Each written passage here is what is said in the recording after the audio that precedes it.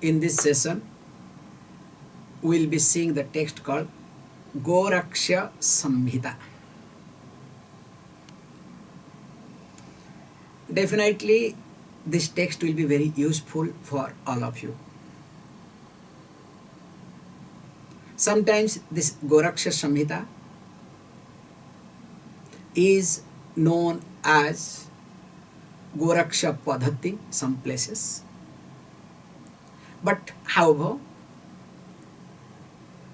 there are thousands of verses, but unfortunately, many of them are not available. I came across few hundred verses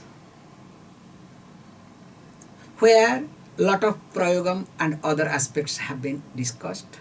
But however, we are going to take only 200 verses.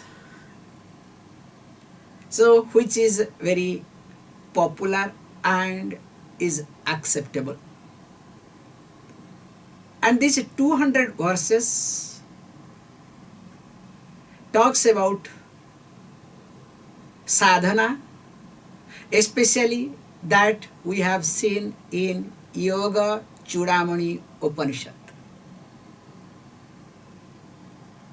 And before getting into this Samhita text, I would like to highlight a few points. The acharam. Acharam means behavior.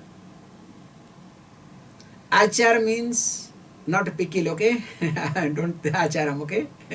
So acharam means conduct. Acharam means in a given situation what you are supposed to do.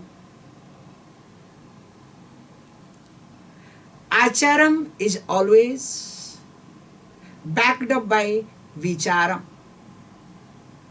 So vicharam means thinking. You do analysis. How to do the vicharam? Based on your viveka. Unless you have discriminative power, your vicharam, your thinking process will not be aligned. In fact, it will be aligned with your raga and dvesha. In short, it will be aligned with my insecurity. Now, if the vicharam is backed up by viveka,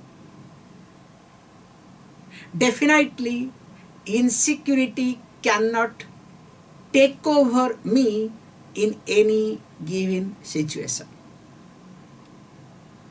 And interestingly, based on the era, the source of vicharam differs. That one has to be very careful and clear. So there is a beautiful verse in Kularnava Tantra. Krute sutiyukta acharah tretayam smriti sambhavah dvapare tu puranoktah kalau agama sanmatah. Beautiful verse really to understand the source of vichara. Krute sruti yukta acharah. In Kruta Yuga, in Satya Yuga, the acharam was based on, backed up by Shruti, by Veda. That means people used to follow Veda very clearly, carefully, without violating, without any violation. Whereas Tretayam Smriti Sambhava. So in Treta era, what happens? So in Treta era, it is backed up by Smriti. So Smriti Granthas takes over in Treta era. Whereas Dwaparetu Purana Oktam. In Dwapara era, it was being supported by Puranas. Whereas here, in Kali Yuga, in this era, Agama Sanmataha. It is supported by or in keeping with, in accordance with Agama Shastra. So now question may arise. So what do you mean by this word Agama? Because this text demands a lot, okay? So technical points you will be able to understand. So I was going through a lot of things. Actually, Agama, if you look at Nirukti Shastra, if you look at especially dictionary, you will have different meanings. But Vachaspati Mishra gives a beautiful, explanation on Agama. Because I hope you people are now more qualified, so I can give some technical points, okay? So he highlights in Tattva Vaisaradi, there is a text, so here where he highlights, Agachanti Buddhim Arohanti Yasmad Abhyudaya Nishreyasya Upayaha Sa Agamaha Iti. So that means, so that is called Agama Shastra, where your buddhi does arohanam. So your thinking process keeps growing, okay? So there is arohanam. Arohanti, this is what he uses very nicely. Buddhim arohanti. So what sort of buddhim starts proceeding, improving, growing? He says beautifully two types. That abhyudaya nisreyasaha. So both bhukti and mukti. So the upaya, the means, that is related to bhukti, related to comfort, also related to mukti. So in short, Agama Shastra makes a person to think, to achieve both bhukti and mukti. So if a person is interested in comforts, Agama Shastra helps. There are means, there are methods. Also, if the person wants to know, I want Nishreyas, I want Mukti, I want Moksha, don't worry, for that also this is there. And when this Bhukti, Mukti both are there, so we say very carefully that put all this Agama Shastra, they are divided into three categories.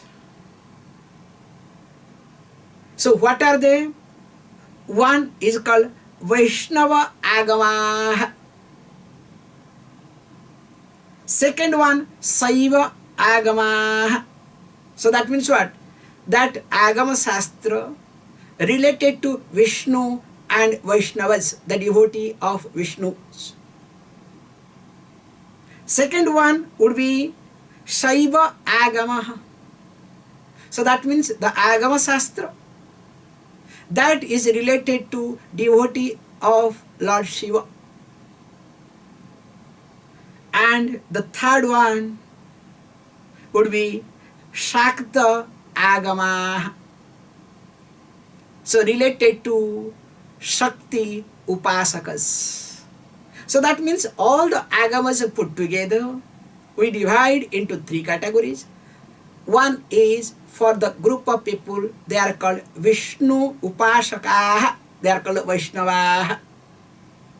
Second category would be Shiva Upasakaha Saivaha iti. And third one, Shakti Upasakaha, they are called Saktaha iti. So then when these people are do follow also this Agama Shastra, so they are in different places, they do combine with mantra, yantra and mudra called in the form of nyasham. Because without bringing all these three together, the result will not be that much good. Now, here he says, when this yantra, mantra and nyasham to be combined, that too carefully. That's why the role of the teacher becomes important. So Guru Pradhanyam comes because of this reason, nothing else. Because in Shruti era, you can escape. In Smriti era, you understand, Shruti era means called Satya era, Satya Yuga. Smriti era means Treta era. So in Smriti era, you can escape. In Purana era means Dwapara era, somehow you can escape. Whereas in Kali era, without the help of the teacher Guru, it is not that easy to know. Because here both, not both, all three together, mantra, yantra and nyasam is or are involved. So that's why we say very carefully that sometimes this Tantra Sabda, the word Tantra, is nothing but these three together: mantra, yantra and nyasha. Also some people do say that Tantra word synonymous is called Samhita. Especially in different types of, we have Samhita, and really if we try to look at, there are many Samhitas do talk differently. Now if we try to understand this, all these Samhita, among them Goraka Samita is one of the important Samhita. And how this Goraka Samhita, first thing is we need to understand that all of us, we know, especially in India, that it is Gorakhnath, popularly known as Gorakhnath, especially after this Yogi Adityanath Ji Maharaj became Chief Minister of Uttar Pradesh, because he is from Gorakhnath feet. So he is the chief of that place. So all of us, we know Gorakhnath, but we are using here Goraksha. So are they same or different? Remember, the right word would be Goraksha, not Goraka. Unfortunately, colloquially, instead of Gorakshanath, it became Gorakhnath. And here in this word Gorakshanath, we have a lot of points to discuss in this aspect also, that here in Gorakshanath Sampradaya, Adinath is Adi Guru.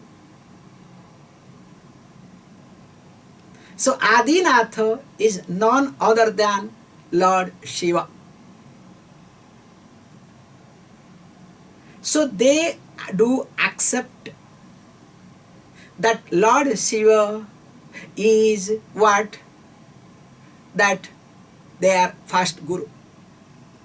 But here Natha Sampradaya is a little bit different, very interesting point to understand, because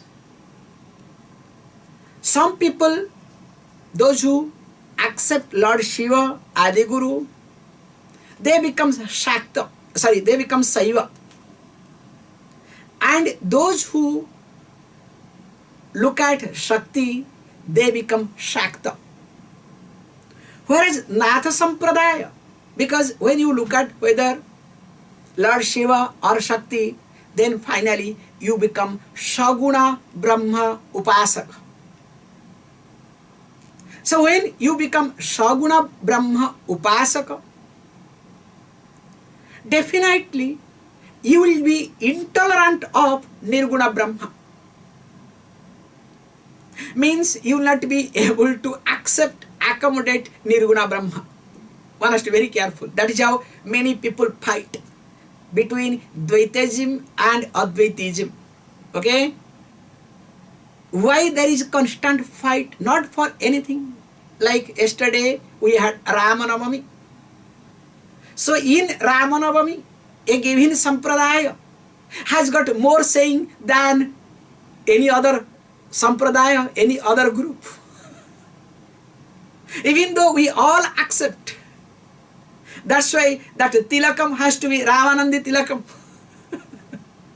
You know, while making the mark also there are a lot of points to be understood. So in short, what I am trying to highlight, that we say Go Raksha. Go means here Indriya. So that means Ksha here is Ksha, the one who is able to master over Indriyas is called Goraksha. Some places also is being highlighted that Go Maya Sabdait, Ksha where the destruction. In different occasions, this Goraksha word being discussed differently. However, the Natha Sabda also has its own point to explain. What is being highlighted? Natha is that neither Saguna Brahma Upasaka nor Nirguna Brahma Upasaka. So that means they don't come under any strict category. They are as comfortable as, because when you hold on to Nirguna Brahma, still you are holding on to Dvaita. It is like if you say, the story goes very nicely, I can say at this point. So once a great sadhu was passing by, walking, and as he was traveling in one village, some villagers, especially youngsters, caught him, thinking that he is a thief, because in that village lot of stealing were going on. So seeing that unknown person, they caught him and gave him left right. And he was tied down. He did not open any mouth. He did not say that, look, I am not a thief. I have not stolen. Nothing said. He was being beaten up.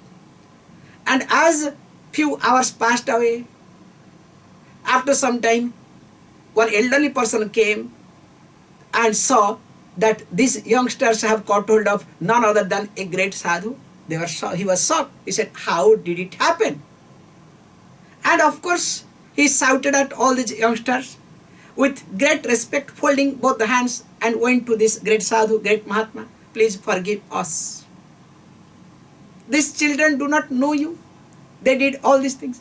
But I am shocked and surprised. Why didn't you tell that, look, I am so and so, I didn't steal? That time the sadhu smiled and said, every thief when they are caught, they also say, I did not steal, I have not stolen. And more you say that I have not stolen, more you will get beaten up. So it is better to keep quiet and get beaten up whatever they want, rather fighting with them. That's why I did not open. Here, if you look at, if you say there is no God exist, in fact, anything and everything is nothing but the Brahman. Now, when a person hold on to this concept, they are also duality. That's why we say very carefully, Gyata, Jnanam and Gayam, this triputi. Gyata, the knower, Jnanam, the knowledge, and the object of knowledge has to be merged, has to be one and same. It is like me sleeping, me sleeping, me sleeping. So that means what? The sleep, sleeper, and the process of sleeping has to be one and same. If these three are not combined together, can you say that you are, sorry, can anyone, confirm that sleeping? That's why if you say, I am sleeping, really you are not sleeping either. You are lying down. Can you see this point? If you say you are sleeping, are you sleeping? You are lying down. So here Natha Sampradaya is something unique, that they do not exhibit anything. That's why in Natha Sampradaya, very nice point to observe, when they meet any senior sadhus, when they go to any samadhi pita, when they meet their guru bhais also, they have a unique way of prostration with mudras. It's an amazing thing to observe. Because of what, as I said, here mantra, yantra and nyasa are included. So here this Goraka Samita, interestingly, Gorakshanath's, his guru was Matsyendranath. And of course, Matsyendranath has written many texts, especially starting with Matsyendranath Samhita. These are the points to be understood very carefully. And we very oftenly quote Kularnava Tantra.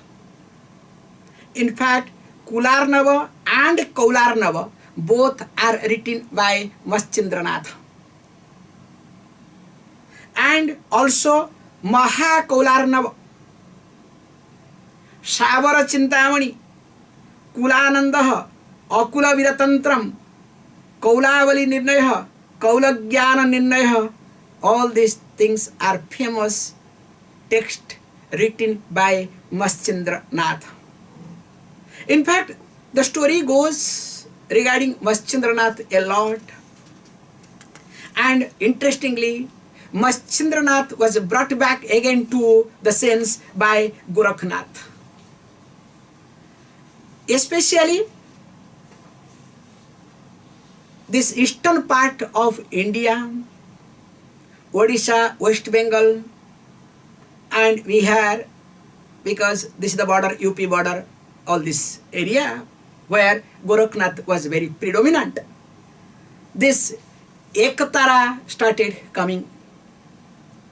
So this Ekatara, one type of music, very nicely, not that other one. You know what they do is, with coconut shell and taking the help of a mainly either frog or something, that skin they put it, and with that they make this, in Odia we call as kendera. That's very nicely. So that became very popular, and this is very popular in this eastern part of India. And that was the contribution, because this Goraknath's teaching was so predominant in villages, especially in Odisha, that I have seen in my childhood. A common person, ordinary person, will move around singing the intrinsic this tricks and techniques which is very difficult to understand.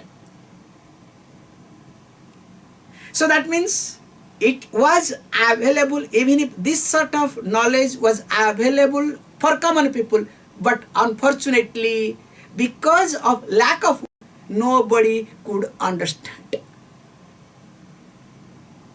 And in short, this Gorakshanath, he contributed a lot, especially re-establishing this Tantra Shastra in many ways. And he has written many texts, starting with Goraksha Gita, Goraksha Bodha, Goraksha Diksha, Goraksha Ganesha Goshti, Goraksha, like that if I go a lot. In fact, Hata Samhita also he has written, Goraksha Padhati, Goraksha Sabdi, Goraksha Upanishad. I was going through a list that it goes on and on. But unfortunately, many of them are not available. So this Goraka Samita, what we call as, it was mainly somehow in, it was in Nepal King's library, and from that it was being printed, and slowly different publishers taking up, and that is how this Goraka Samita is available. And without going through all details, we are going to take from tomorrow onwards, if you want to see, that we'll be seeing this Goraka Samita carefully. In fact, I came across one point here. Gakaro ganasayuktaha rakaro rupalakshanaha kshakarena akshayam brahma Sri Goraksha Namastute. So Goraksha means Gakara, that which is endowed with gunas. Rakara Rupalakshanaha Kshakarena Akshayam Brahma. So that is what is called Goraksha, my salutation. That's why Ga also is called as Indriyani. So Indriyani Rakshatiti Goraksha, the one who protects Indriyas. But unfortunately, later on they try to convert Go also called Gavah iti. So that means they will say that no, that who protects the cows also is called Goraksha iti. And however, with this background, I think we should start our Goraksha Samhita tomorrow onwards. Please close your eyes. Om